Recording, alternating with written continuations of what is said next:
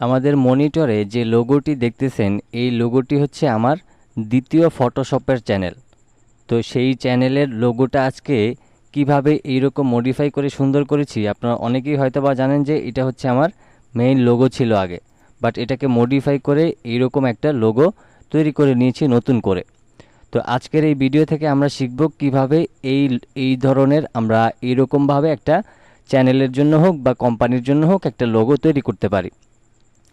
আর যারা আমার দ্বিতীয় চ্যানেলটাকে এখনও সাবস্ক্রাইব করেন নাই, এই ভিডিও ডেসক্রিপশন বক্সে ফটোশপের চ্যানেলের লিঙ্কটা দেওয়া আছে, চাইলে সাবস্ক্রাইব করে আসতে পারেন। তো চলুন শুরু করে দিচ্ছি। আমরা এখান থেকে সম্পূর্ণ ডিজাইনটাকে ডিলিট করে দিচ্ছি। প্রথমে আমরা এদিক থেকে রাইট বাটন ক্লিক করে ইলিপস টুলে যাব। যাওয়ার পর আমরা কিবোর্ড থেকে অল্টার এবং শিফটটাকে ধরব, মাউসের লেফট বাটনটা ক্লিক করে আমি এইরকম একটা শেপ নিব এবং এখানে আমি একটা কালার দিয়ে দিচ্ছি যেটা আমাদের ব্যাকগ্রাউন্ডের বিপরীত, যাতে বোঝা যায় এরকম একটা কালার দিয়ে নিলাম। এরপর হচ্ছে এই শেপটাকে আমাদের কপি করতে হবে। কিবোর্ড থেকে Ctrl+C Ctrl+F দিলে কপি হয়ে যাবে। আর আপনি চাইলে এই এডিট অপশন থেকে copy, edit, paste in font. Font মানে হচ্ছে এটার উপরে একটা পেস্ট হবে। তো আমরা ফন্টে ক্লিক করলাম।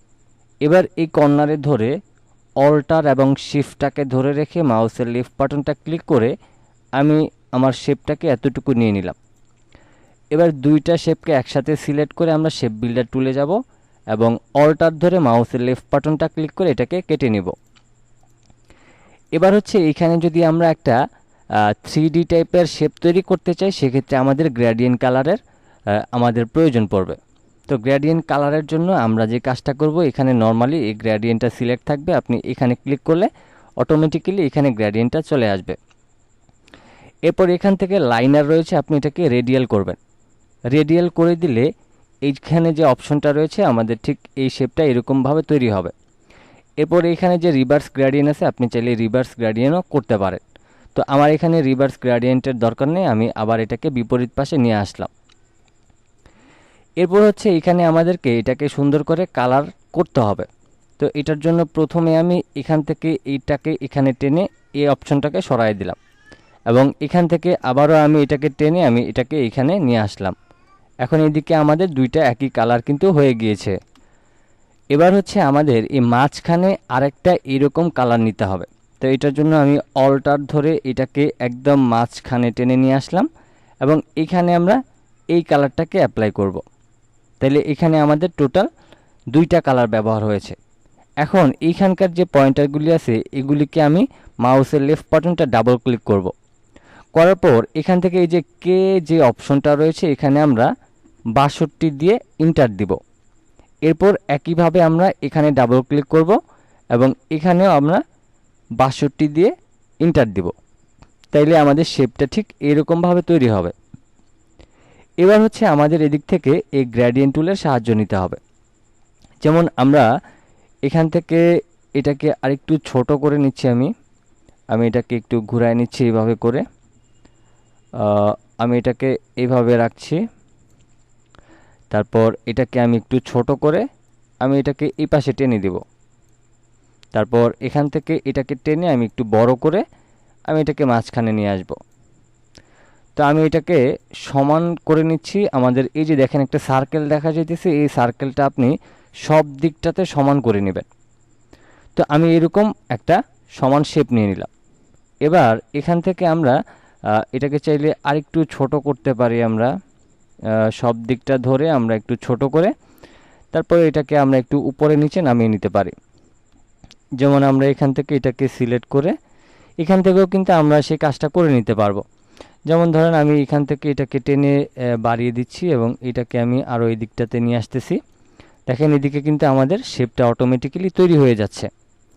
তো আমরা এখন এই সাইডগুলি একটু বাড়িয়ে দিব। আমরা এখান থেকে এই সাইডগুলিকে একটু বাড়িয়ে দিচ্ছি। দেখেন আমাদের এখানকার শেপটা কিন্তু অলরেডি তৈরি হয়ে গিয়েছে। আমি এটাকে আরেকটু টেনে দিচ্ছি। ওকে, তো এখন কিন্তু মোটামুটি আমাদের শেপটা তৈরি হয়ে গিয়েছে। এখন আমাদেরকে আমাদের চ্যানেলের জন্য যে আগে থেকে ডিজাইনটা তৈরি করা রয়েছে সেই ডিজাইনটা আমি এখানে নিয়ে আসব এবং আমার যে চ্যানেলের যে আগের যেই লোগোটা ছিল সেটা কিভাবে বানিয়েছি সেটা নিয়েও কিন্তু একটা ভিডিও দেওয়া রয়েছে। এখন এইখানে আমার এই লোগোটা রয়েছে, আমি এটাকে এখানে প্লেস করব। তো আমি এটাকে এতটুকু করে নিলাম। এখন একটা বিষয় হচ্ছে, দেখেন আমি যদি এটাকে মাঝখানে রাখি তাইলে আমরা এটাকে ধরেন পিছনে নিয়ে যাই, রাইট বাটন ক্লিক করে অ্যারেঞ্জ সেন্ড টু ব্যাক। এখন এইখানে একটা জিনিস দেখেন, এই যে আমাদের লোগোর কিছুটা অংশ কিন্তু কাটা যায়। এটার জন্য আমাদেরকে কি করতে হবে, আমরা এটাকে এই পাশে প্রথমে নিলাম, তারপর এখান থেকে আমরা রাইট বাটন ক্লিক করে রেক্ট্যাঙ্গেল টুলে গেলাম এবং মাঝখান থেকে অল্টার এবং শিফটটাকে ধরে রেখে আমি এই ব্ল্যাক কালারের অংশটাকে একটু বড় করে নিব এবং আমি এটাকে ব্ল্যাক কালার দিয়ে নিলাম। এখন এই শেপটাকে রাইট বাটন ক্লিক করে অ্যারেঞ্জ সেন্ড টু ব্যাক করে দিলাম। এখন কি করতে হবে, এই দুইটা শেপকে একসাথে সিলেক্ট করে তার আগে আমি হচ্ছে এটাকে একটু ইমবেড করে নিচ্ছি। এবার সব কয়টাকে একসাথে সিলেক্ট করে এখান থেকে গ্রুপ করবেন। গ্রুপ করার পর এখন এটাকে টেনে আপনি একদম এটার মাঝ বরাবর বসিয়ে নেবেন। মাঝ বরাবর বসিয়ে নেওয়ার পর আপনাকে যেটা করতে হবে, এই ব্ল্যাক কালারটাকে সিলেক্ট করবেন এবং এটাকে একটু ছোট করবেন। দেখেন এখন কিন্তু আমাদের লোগোটা সম্পূর্ণটাই দেখা যায় এবং পারফেক্টলি কিন্তু আমার এই লোগোটা বসে গিয়েছে। এখন আমাদেরকে যে কাজটা করতে হবে, এই যে ব্ল্যাক কালারের যে অংশটা রয়েছে এটাকে সিলেক্ট করে আপনি ডিরেক্ট সিলেকশন টুলে যাবেন এবং এটাকে আপনি এইভাবে করে টেনে একদম এটার সাথে অ্যাডজাস্ট করে দিবেন। দেখেন ফাইনালি আমাদের ডিজাইনটা কিন্তু তৈরি হয়ে গেল। এরপর এখানে হচ্ছে আমাদেরকে আরেকটা কাজ করতে হবে, সেটা হচ্ছে এই শেপটাকে সিলেক্ট করে এখান থেকে স্টকটাকে উপরে তুলে দিয়ে আমরা এই স্টকে একটা হোয়াইট কালার দিয়ে দিব। দেন দেখেন আমাদের ডিজাইনটা কতটা সুন্দর হয়েছে। এরপর আপনি আপনার পছন্দ অনুযায়ী আপনি স্টকটাকে কমিয়ে বাড়িয়ে নেবেন। আর এখান থেকে হচ্ছে আমি ব্ল্যাক কালারটাকে আরেকটু ছোট করে নিচ্ছি, মেবি তাইলে একদম পারফেক্ট হবে। আমি আরেকটু ছোট করে নিচ্ছি। ওকে, তো এই হচ্ছে আমাদের নতুন যে চ্যানেলটা রয়েছে ফটোশপের জন্য, সেই চ্যানেলটার লোগো ডিজাইনটা কিন্তু তৈরি করে ফেললাম। এখন এই ডিজাইনটা কি শুধুমাত্র আমার চ্যানেলের জন্য অ্যাপ্লাই করব?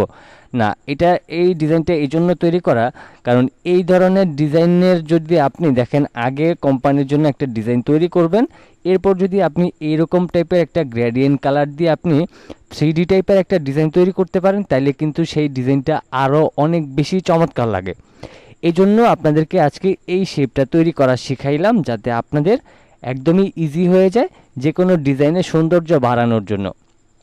এখন ধরেন আমি এটাকে রাউন্ড করেছি, আপনি চাইলে 4 কর্নারের মধ্যে এরকম একটা শেপ তৈরি করে আপনি সেটাকে 3D শেপ দিয়ে অনেক বেশি সৌন্দর্য বাড়িয়ে নিতে পারেন। আজকের মতো এই পর্যন্তই ছিল। সবাই ভালো থাকবেন, সুস্থ থাকবেন। আল্লাহ হাফেজ।